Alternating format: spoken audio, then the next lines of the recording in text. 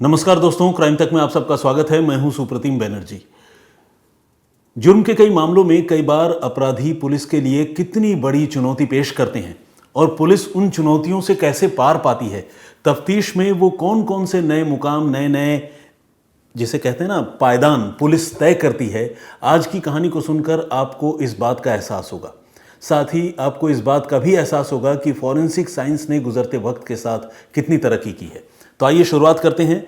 ये घटना है साल 2018 की और तारीख है 10 अप्रैल।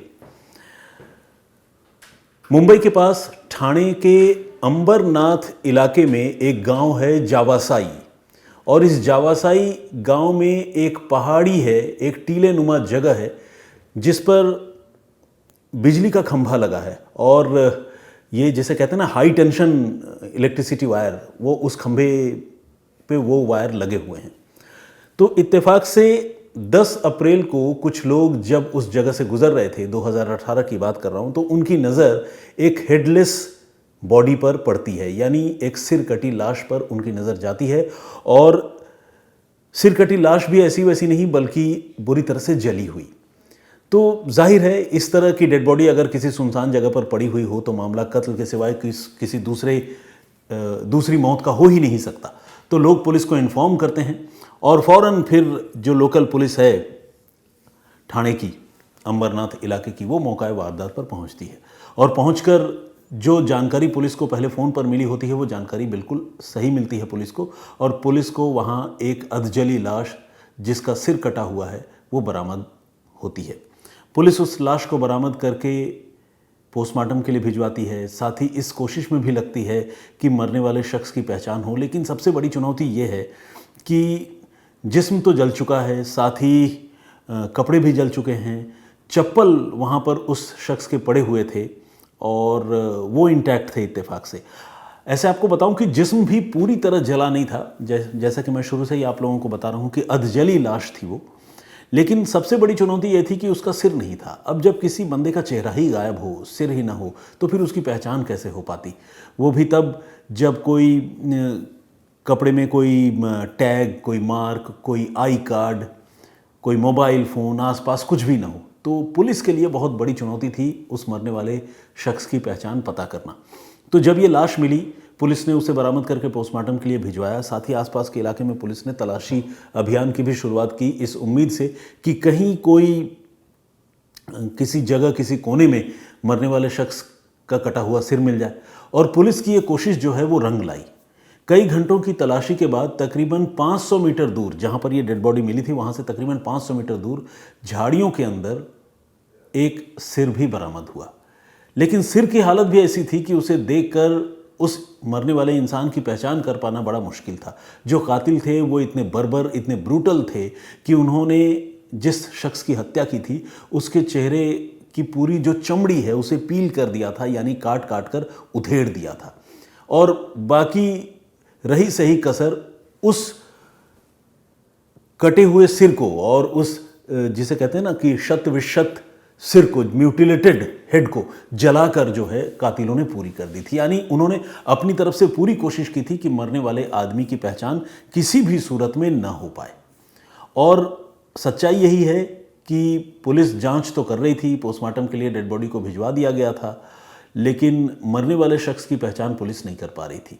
एक एक करके दिन गुजरते रहे, लेकिन पुलिस को इस आदमी के बारे में कोई जानकारी नहीं मिली। पुलिस जब डेड बॉडी को रिविजिट कर रही थी और उसे बड़े गौर से देख रही थी, पोस्टमार्टम के दौरान, पोस्टमार्टम के बाद, फिर उसकी जो तस्वीरें देख रही थी, तो पुलिस ने यह भी देखा कि उस शख्स की बांह पर एक टैटू बना हुआ है। तो पुलिस ने यह भी सोचा कि इस टैटू के सहारे भी इस आदमी को पहचानने की कोशिश की जा सकती है। लेकिन सिर्फ टैटू के सहारे कहाँ तक ढूंढते। टैटू तो अनगिनत लोगों के शरीर पर बने होते हैं और कोई चेहरा, कोई आई कार्ड जैसी कोई चीज़ नहीं थी। पुलिस अपने थाना इलाके में जहाँ की ये घटना थी वहाँ तो ऐसे लोगों के बारे में पता कर ही रही थी कि कोई गुमशुदा आदमी की अगर रिपोर्ट दर्ज हुई हो तो उससे मिलान कराने की पुलिस कोशिश करती।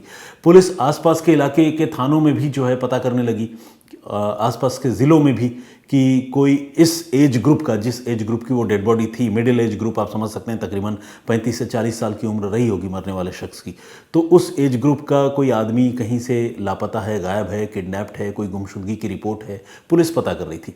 लेकिन लंबा वक्त गुजरता रहा और पुलिस को इस एफर्ट में भी कोई कामयाबी नहीं मिली। इस तरह से 6 महीने का वक्त निकल गया।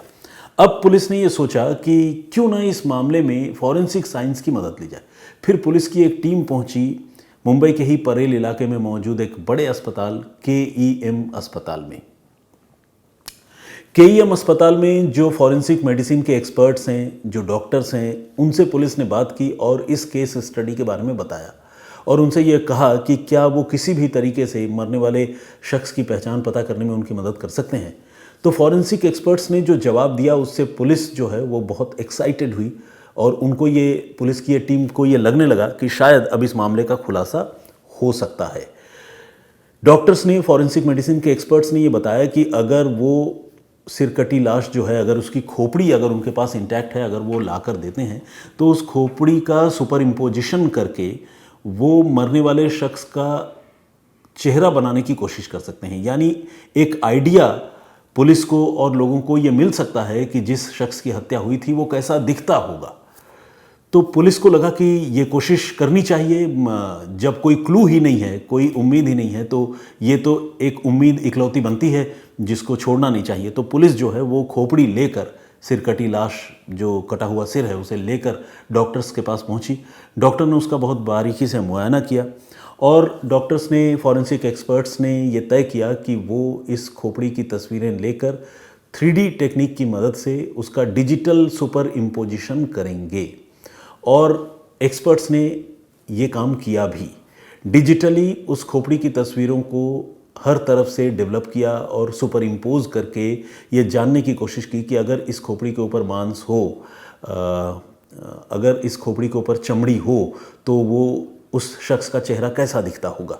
और इसके बाद जब फॉरेंसिक एक्सपर्ट्स को वो आइडिया लगा कि हाँ, ये इस बंदे का हुलिया ऐसा हो सकता है, चेहरा ऐसा हो सकता है, तो फिर डॉक्टर्स ने ही, फॉरेंसिक एक्सपर्ट्स ने ही POP, जिसे प्लास्टर ऑफ पेरिस भी कहते हैं, आप जानते हैं, उसकी मदद से पुलिस ने उसके चेहरे को रिकंस्ट्रक्ट किया। और चेहरे को रिकंस्ट्रक्ट करने के बाद एक इंसान कैसा दिख सकता है वो उस सुपर इम्पोजिशन की पूरी एक्टिविटी से पुलिस को पता चला। और जब पुलिस को इस बात का आइडिया मिला, डॉक्टरों ने इस मामले में पुलिस की मदद की, तो पुलिस ने उस रिकंस्ट्रक्ट चेहरे की कई सारी तस्वीरें क्लिक की अलग अलग एंगल से और फिर नए सिरे से इस कोशिश में लग गई कि ये जो चेहरा है ये किसी आदमी से मिलता जुलता है, तो वो आदमी कौन है उसके बारे में लोग पुलिस को बताएं। इसके लिए पुलिस ने उन तस्वीरों के कई सारे पोस्टर्स छपवाए, जगह जगह उन तस्वीरों को चिपकाया, पोस्टर चिपकाया और ढूंढ कर देने वाले को इनाम देने की बात कही। और एक तरह से पुलिस ने तकरीबन 7 से 8 महीने बाद फिर से नए सिरे से कोशिश की उस मामले को रीओपन करने की और मरने वाले आदमी की पहचान पता करने की। और इस कोशिश में आपको जानकर अच्छा लगेगा कि पुलिस को कामयाबी भी मिली। एक एनोनिमस कॉल पुलिस को एक रोज़ आया। एक अनजान आदमी ने पुलिस को फ़ोन किया और फ़ोन करके ये बताया कि ये जो आदमी की तस्वीर आप लोगों ने लगाई है और ये आदमी जो लंबे वक्त से गायब है, मेरी जानकारी के मुताबिक ये आदमी जो है, इसका नाम है बिंद्रेश कनौजिया और ये महेंद्र नगर अंबरनाथ में रहता है। पुलिस के लिए इतनी जानकारी काफ़ी थी। पुलिस को लगा कि ठीक है, एक क्लू मिला है तो क्यों नहीं इसको एक्सप्लोर किया जाए। पुलिस सीधे पहुंची महेंद्र नगर में और जो भी जगह उसे बताया गया था बिंद्रेश कनौजिया के घर के तौर पर, पुलिस ने उस मकान को, उस परिवार को आइडेंटिफाई कर लिया। और वाकई पुलिस ने जाकर देखा कि बिंद्रेश कनौजिया अपने घर में नहीं है। एज ग्रुप भी तकरीबन वैसा ही है। उसकी तस्वीरें घर वालों से मांगकर पुलिस ने देखी तो चेहरा भी तकरीबन वैसा ही था जैसा डॉक्टरों ने सुपर इम्पोजिशन के सहारे बनाया था। तो बहुत सारी चीज़ें पुलिस को मिलती जुलती हुई नज़र आई और पुलिस को लगने लगा कि शायद ये वही आदमी है जिसकी हत्या की गई थी। अब पुलिस ने उसकी बीवी से पूछा कि तुम्हारे पति कब से गायब हैं, तो बीवी ने तारीख या दिन जो है तकरीबन वही बताया जिस समय वो लाश मिली थी, यानी अप्रैल का महीना 2018। पुलिस को यकीन हो गया कि जिस शख्स की हत्या हुई थी, सिरकटी लाश मिली थी, वो बिंद्रेश की ही थी, वो लाश बिंद्रेश की ही थी। अब पुलिस ने उसकी बीवी से पूछताछ करने का फैसला किया। पूछा कि भाई तुम्हारा पति गायब है, तुमने कोई एफर्ट क्यों नहीं की उसे ढूंढने की, पुलिस में कोई रिपोर्ट क्यों नहीं लिखाई। तो उसकी बीवी जो है कोई बहुत सेटिस्फैक्ट्री आंसर नहीं दे पाई, कोई संतोषजनक जवाब नहीं मिला। हालांकि पुलिस को शुरुआती छानबीन में यह पता चला कि बिंद्रेश के घर में उसकी बीवी के अलावा उसके 2 छोटे छोटे बच्चे भी हैं। अब पुलिस ने घर वालों से बात की, दूसरे नाते रिश्तेदारों से बात की, तो बिंद्रेश के जो घर के लोग हैं उन्होंने कहा कि बिंद्रेश की पत्नी ने जितनी बार भी उन्होंने एफआईआर दर्ज कराने, गुमशुदगी की रिपोर्ट लिखाने की बात कही, तो बिंद्रेश की पत्नी ने कहा कि वो कहीं अपनी मर्जी से गए हैं, कुछ दिनों में वापस आ जाएंगे। तो इस तरह से घर वाले अब ये बता रहे थे कि बिंद्रेश की पत्नी जो है उनको गुमराह कर रही थी और इसी वजह से उन्होंने बिंद्रेश कनौजिया की गुमशुदगी की रिपोर्ट नहीं लिखवाई थी। तो ये एक बात जब सामने आई तो पुलिस के शक की सुई धीरे धीरे बिंद्रेश की पत्नी के ऊपर जाकर टिकने लगी। अब पुलिस ने उसकी पत्नी के बारे में जानकारी जुटाना शुरू किया और इसमें भी पुलिस को एक इम्पॉर्टेंट जानकारी मिली। पुलिस को पता चला कि बिंद्रेश का एक दोस्त है जिसका नाम है किशन कुमार कनौजिया, और ये जो किशन कुमार कनौजिया है ये उसके पड़ोस में ही रहता है। और लोगों ने ये भी बताया कि किशन के साथ बिंद्रेश की पत्नी के इलिसिट रिलेशन हैं, यानी नाजायज़ ताल्लुकात हैं। ये एक सफिशिएंट रीज़न हो सकता था कि कुछ लोगों ने बिंद्रेश का कत्ल किया हो। अब पुलिस ने किशन कुमार कनौजिया को भी पकड़ा और उससे सख्ती से पूछताछ की। वो भी पुलिस को शुरू में झूठ बोलता रहा, लेकिन जब पुलिस ने बिंद्रेश की बीवी और किशन कनौजिया इन दोनों को आमने सामने बिठाकर पूछताछ किया, क्रॉस इंटरोगेशन किया, तो दोनों झूठ बोलते बोलते कुछ बातों में लड़खड़ा गए, यानी सारा मामला सिंक्ड नहीं था। और ये एक इंडिकेशन था कि इस मौत के पीछे, बिंद्रेश की मौत के पीछे शायद इनका हाथ है। इसके बाद पुलिस ने बिंद्रेश की पत्नी किशन कुमार कनौजिया इन दोनों को गिरफ्तार किया, उनसे सख्ती से पूछताछ की और दोनों ने अपना जुर्म कबूल लिया और ये भी बताया कि उन्होंने उन्हीं दिनों में बिंद्रेश की हत्या कर दी थी। और एक और शख्स जिसका नाम तो पूरा नहीं पता, मतलब मुझे नहीं पता, उसका सरनेम यादव है, उसे भी इस कत्ल के मामले में दिनेश ने रोप इन किया था, अपने साथ मिला लिया था। और इस तरह से इन 3 लोगों ने मिलकर बिंद्रेश कनौजिया की हत्या की थी। जिस दिन हत्या की थी वो तारीख थी 8 अप्रैल की। आपको याद होगा मैंने आपसे कहा था 10 अप्रैल को लाश मिली थी। तो 8 अप्रैल को बिंद्रेश की बीवी ने अपने पति को जमकर शराब पिलाई और दिनेश को और यादव को अपने घर बुला लिया। फिर इन तीनों ने मिलकर पहले बिंद्रेश की हत्या की तेज़ धार हथियार से वार करके, और उसके बाद उसका सिर भी काटकर अलग कर दिया। और लाश के साथ जो कुछ किया वो तो खैर आप लोगों को पता चल ही चुका है, मैं उसका जिक्र कर चुका हूँ। और इसके बाद वो लाश ले जाकर उस सुनसान इलाके में फेंक दी और सिर जो है कहीं और फेंक दिया, जिससे मरने वाले शख्स की पहचान न हो सके। उन्हें जला भी दिया, अपनी तरफ से भरसक कोशिश की, और मैं ये कहूँगा कि काफ़ी हद तक अपनी इस कोशिश में वो कामयाब भी रहे। लेकिन पुलिस ने हिम्मत नहीं हारी, फॉरेंसिक एक्सपर्ट्स ने हिम्मत नहीं हारी और उन्होंने पुलिस की मदद की। और फॉरेंसिक की एक टेक्निक जिसे सुपर इम्पोजिशन कहते हैं, उस सुपर इम्पोजिशन टेक्निक की मदद से आखिरकार मरने वाले शख्स की पहचान हुई और कातिलों की भी पहचान हो पाई और उनकी गिरफ्तारी हो पाई। वजह यह है कि कत्ल क्यों किया, तो कत्ल इसलिए किया कि बिंद्रेश जो है अपनी पत्नी पर निगरानी करता था, चूँकि वो अपने बॉयफ्रेंड से मिलती थी और उसके साथ मारपीट भी करता था। कोई भी हस्बैंड जो है या कोई भी वाइफ अपने पार्टनर को किसी और के साथ शेयर नहीं कर सकती, और इस तरह के मसले अक्सर जो है वो हिंसा की तरफ और मारपीट, लड़ाई झगड़े, डिस्कॉर्ड, रिश्तों का टूटना और कत्ल, इस तरह की घटनाओं पर जाकर ख़त्म होते हैं। तो ये मामला भी कुछ ऐसा ही था। तो आज की कहानी यहीं तक।